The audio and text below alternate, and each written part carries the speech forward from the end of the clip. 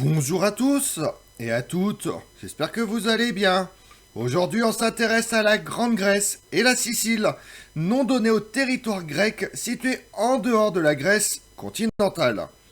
Ces territoires sont des lieux sur lesquels sont implantées des colonies grecques entre le 8e et le 5e siècle avant Jésus-Christ.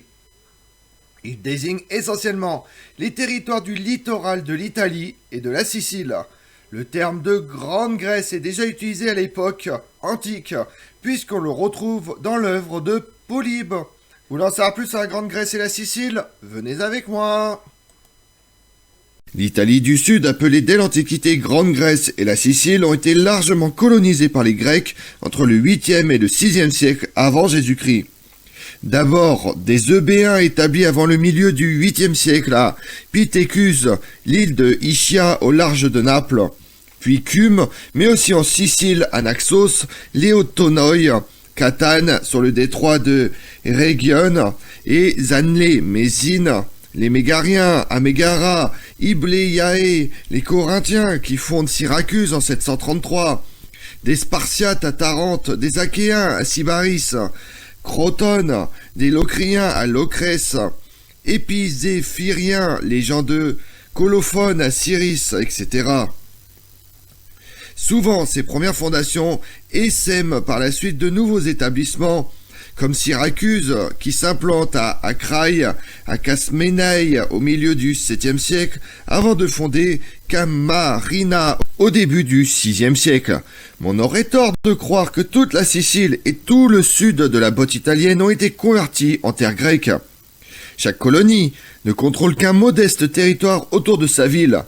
Tout l'intérieur de la Sicile, comme l'Italie méridionale, reste habité par des populations indigènes, Mésapiens, Lucaniens, Iapyges, Brutiens, Sicanes et Sécules, qui constituent autant de dangers pour les jeunes fondations coloniales. De plus, la Sicile occidentale a été colonisée par les Carthaginois, et l'opposition entre Grecs et Puniques reste un élément permanent de cet hellénisme occidental, jusqu'à la conquête de la Sicile par les Romains lors de la première guerre punique au IIIe siècle avant Jésus-Christ. La richesse de beaucoup de fondations grecques de Grande Grèce et de Sicile frappait les Grecs restés dans leur cité d'origine. L'étendue des surfaces cultivées, les rendements assurés aux nouvelles colonies des revenus importants. La prospérité de Sybaris était devenue légendaire, même si aujourd'hui la réputation de pauvreté du Mezzogiorno paraît en contradiction avec la richesse antique. La terre appartenait surtout à une aristocratie foncière, ceux qu'on appelle à Syracuse les Gamoroi. Il en résulte de graves tensions sociales qui favorisent l'avènement de tyrannies dans différentes cités.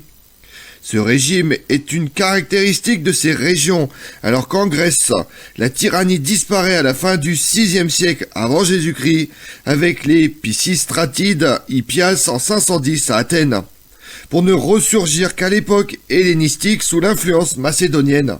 En Sicile, on ne rencontre pas une telle coupure. Souvent, la menace extérieure des populations indigènes ou des Carthaginois favorise la durée de ces tyrans qui confrontent leur pouvoir par des succès militaires. Sans revenir ici sur les tyrannies les plus anciennes, Panaïtéos à Leitinoï à la fin du 7e siècle, Phalaris à Agrigante dans la première moitié du 6e siècle, Aristodémos à Cume vers la fin du même siècle. Au début du 5e siècle, la tyrannie est surtout active à Gela avec Cléandros, 502-495, puis son frère Hippocrate, 495-488. Gela se lance à la conquête d'un vaste territoire comprenant Catane, Léontinoi et Naxos, puis Zanclée, alors qu'Anixlas établit la tyrannie sur l'autre rive du détroit à Rhégion en 494. Les deux tyrannies devaient nécessairement entrer en conflit pour la possession de la cité de Zanclée et donc du détroit. Hippocrate, pour conforter sa position, tente de s'emparer de Syracuse sans succès. Il disparaît en 488 dans un conflit avec les Sicules. Son régime correspond à une tyrannie militaire fondée sur le soutien de mercenaires sicules qu'il a recrutés. La mort d'Hippocrate est suivie par le rattachement de Zanclée devenu Mécène, Messine maintenant, du nom de réfugiés messéniens, arrivés vers 490 au domaine d'Axilias dans Rhégion, qui contrôle donc le détroit. Agéla, le fils mineur d'Hippocrate, survive 3 ans sous la tutelle de Gélon, fils de Déimonès, désigné par Hippocrate.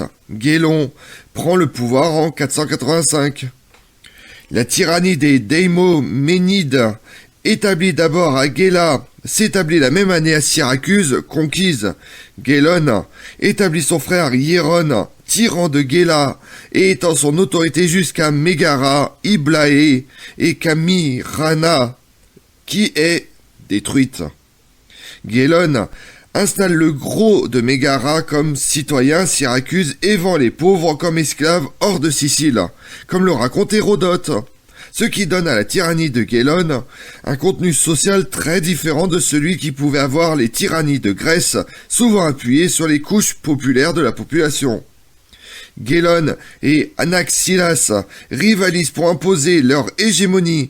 Anaxilas s'allie avec Térios, tyran d'Hymère en Sicile du Nord, et Gélon avec Théron d'Agrigante. Celui-ci réussit à s'emparer d'Hymère en 483 et Tyrios appelle à l'aide les Carthaginois qui mettent 3 ans à se préparer. La bataille d'Hymère, qui oppose les forces puniques aux armées de Théron et Gélon, est le fait militaire capital pour les Grecs d'Occident. Et Hérodote a voulu y voir le pendant de la bataille de Salamine en soulignant même le synchronisme exact des 2 batailles, alors que Diodore la situe le jour de la bataille des Thermopyles. On aurait tort de chercher dans cette chronologie, qui n'est même pas certaine, la preuve d'une entente entre Perses et Carthaginois pour attaquer en même temps le monde grec à l'est comme à l'ouest.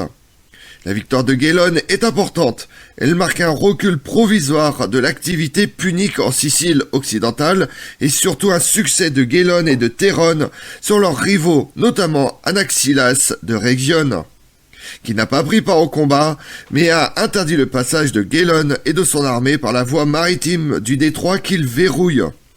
Après la bataille d'Hymère, les 2 tyrannies semblent trouver un terrain d'entente, et Anaxilas entre dans la sphère d'influence syracusienne. Hieron, successeur de son frère Gélon, mort en 478, épouse la fille d'Anaxilas. Celui-ci meurt en 476 avant Jésus-Christ. Les tyrans viennent en aide aux Grecs d'Occident en difficulté. Ainsi, Hieron, en 474, va au secours de Cume, menacé par les Étrusques, qui subissent une sévère défaite navale en 473 à Myktos, qui gouverne Rhégion durant la minorité des fils d'Anaxilas. Veut aider les Tarentis menacés par les Hippagis. En cette circonstance, les Tarentiens subissent un tel désastre que ce serait produit alors le plus grand massacre de Grecs que nous ayons connaissance. Il périt 3000 citoyens de Rhégion, et les pertes des Tarentins ne comptaient pas, écrit Hérodote. Brusquement, la tyrannie disparaît dans toute l'Italie du Sud et la Sicile grecque. Hieron meurt en 476. Son frère s'exile quelques mois plus tard. La tyrannie a disparu d'Agrigante dès 472 et les enfants d'Anaxilas sont chassés de Rhégion en 461. En un demi-siècle, la tyrannie n'existe plus. Elle ne réapparaît qu'en 405 avec Denis de Syracuse, qui garde le pouvoir jusqu'en 367. Entre ces 2 tyrannies, les cités de Sicile grecque connaissent une grande diversité de régimes, de l'oligarchie à Rhégion à la démocratie modérée à Agrigente, Messine et Syracuse. Cette dernière doit d'abord se débarrasser des trop nombreux soldats laissés par les tyrans. Pour convaincre tous ces mercenaires de quitter les cités grecques, un curieux congrès décide de leur abandonner Messine. En même temps, les grands domaines territoriaux comme celui de Syracuse se disloquent. Chaque cité recouvre son indépendance, non sans bien de troubles, notamment pour la redistribution des biens entre anciens et récents citoyens. Après une tentative de rétablissement d'un tyran à Syracuse en 454, la démocratie syracusienne se met en place avec une assemblée populaire, un conseil et des magistrats. Elle se dote d'un système d'ostracisme appelé le pétalisme, rapidement abandonné. Son fonctionnement mal connu paraît souvent gêné par des sycophantes et des démagogues, tandis que les riches et certains jeunes réclament l'instauration d'une oligarchie. Une menace sérieuse vient des sicules, partiellement hellénisés et organisés par Doukitos, qui s'appuie, semble-t-il, sur des contingents de mercenaires sicules licenciés. Dès 459, il fonde une cité, Ménon, puis en 453 réunit les sicules en un état imitant les précédents tyrans de Syracuse ou d'Agrigante. En 451, il attaque Agrigante et inflige une défaite aux Syracusiens venus aider Agrigante. En 450, les Grecs l'emportent et Doukitos est exilé à Corinthe, mais il réussit à revenir en Sicile, sur la côte septentrionale. Il fonde une cité gréco-sicule. Sa mort permet aux Syracusiens d'étendre leur territoire sur tout l'intérieur sicule. Devant l'accroissement du territoire de Syracuse, des cités grecques de Sicile et de Grande Grèce font appel à Athènes pour obtenir son alliance. Ces gestes, dès 453, puis Régone et Léotinoi, le texte des décrets de 433 fait référence à une ancienne alliance qui est au moins de 10 ans antérieure. Peut-être y eut-il des traités semblables avec Catane et Naxos, mais la protection athénienne semble peu efficace. En 427, Syracuse, allié de Locre, attaque Léotinoi. Athènes envoie 20 navires devant Locre sans succès. Au congrès de Géla en 424, les Syracusiens rétablissent la paix. Hermocratès, le chef des aristocrates de Syracuse, démontre que la guerre ne peut favoriser qu'une puissance étrangère, que la Sicile doit rester aux Siciliens, pour ne pas dire aux Syracusiens. La guerre reprend dès 422 entre Syracuse et Léotinoi, qui n'est pas sauvé par Athènes. En 416, c'est le tour de Ségeste d'être assiégé par les Syracusiens et Sélinonte. Cette fois, Athènes se décide à intervenir massivement.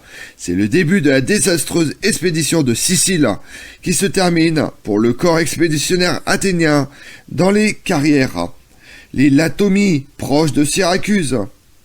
En terminant, il faut rappeler que cette période voit la Grande Grèce et la Sicile se couvrir de temples doriques qui restent parmi les plus beaux du monde grec, signe évident de la richesse de cette terre coloniale.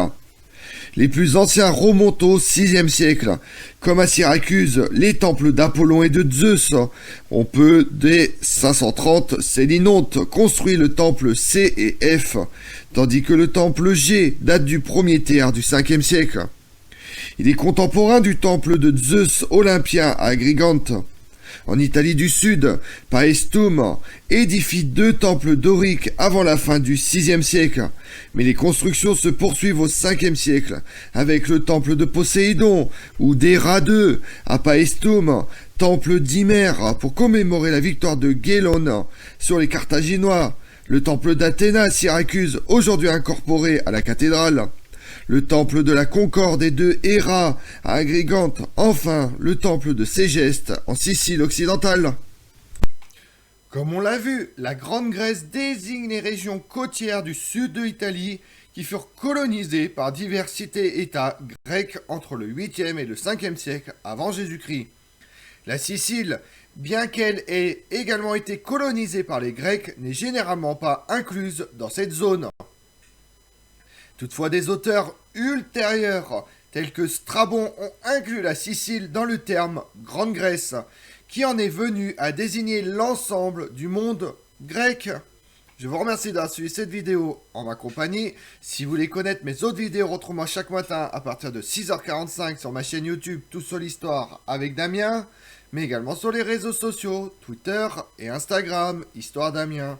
Et pensez à liker, commenter et vous abonner. Je vous remercie à tous.